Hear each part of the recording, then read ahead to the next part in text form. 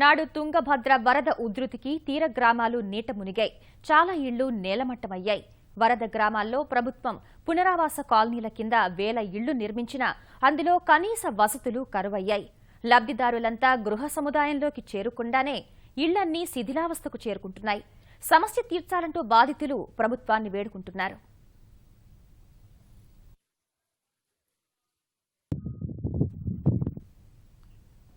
కర్నూలు జిల్లాలో 2009లో తుంగభద్ర నది ఉగ్రరూపానికి తీర గ్రామాలు నీట మునిగాయి. ఆ ధాటికి ఇళ్లన్నీ నేలమట్టమయ్యాయి.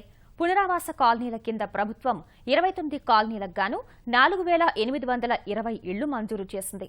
ఇందులో 3268 నిర్మాణాలు ప్రారంభం కాగా మిగిలినవి పూర్తయ్యాయి. 6 నెలల్లో ఇళ్లు నిర్మించి బాధితులకు అప్పగించాల్సి ఉండగా పనులు నత్తనడకన కొనసాగాయి. ఇంటితో పాటు మరుగుదొడ్డి నిర్మాణానికి కలిపి ఒక్కో ఇంటికి 98,450 రూపాయల చొప్పున 30 కోట్లు ఖర్చు చేశారు. పునరావాస కాలనీలో కనీస సౌకర్యాలు కల్పించకపోవడం, అంతర్గత రహదారులు సరిగా నిర్మించకపోవడం వల్ల అందులోకి వెళ్లేందుకు నిర్వాసితులు ఆసక్తి చూపటం లేదు. నీళ్ళని వస్తావా, ఒక్కరోజు వస్తా ఒక్కరోజు వస్తావా లేదు. రోడ్డు బాగలేదు. అంత షెడ్లు ఇలుసు చెట్లు ఉండే చూడు, మామే చేసుకుని అంతా ఈడ మా ఇంటికాడ మామే చేసుకుని వేశారు సార్. సిమెంట్ తక్కువ వేశారు, దానికే పడిపోయారు సార్. అంతా మామే చేసుకుని అంతా చీడిపోయాక సార్. అసలు పుచ్చిపడేవా, చీడిపోయావా, నీళ్ళు లేవు, అసలు రోడ్లు లేదు, కరెంట్ లేదు. అంత ఇల్లు కన్నా కల్లా చుట్టుకునింది. మాకు ఉన్నికి లేదు, క్లీన్గా లేదు. అంతా భూమి అంతా క్రాక్లో, ఇల్లు అంతా క్రాక్లో వచ్చేసింది. సరిగ్గా లేదు సార్. రోడ్డు అంతా క్లీన్గా లేదు. చెట్లు అంతా కళ్ళు కొంపలు నాటినవి. చాలా ఇబ్బంది ఉంది సార్.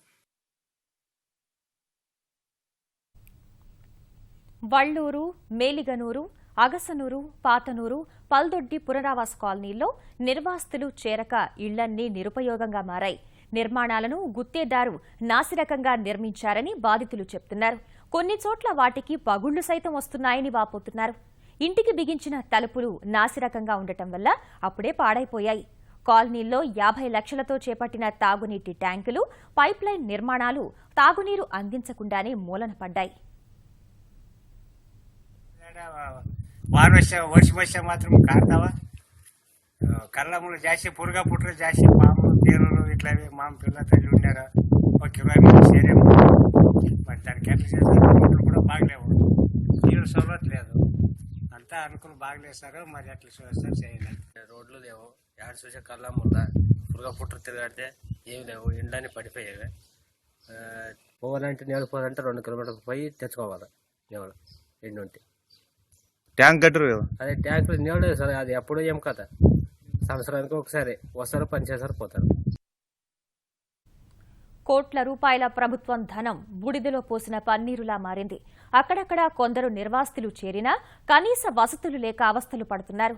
తమ సమస్యపై దృష్టి సారించాలని బాధితులు కోరుతున్నారు.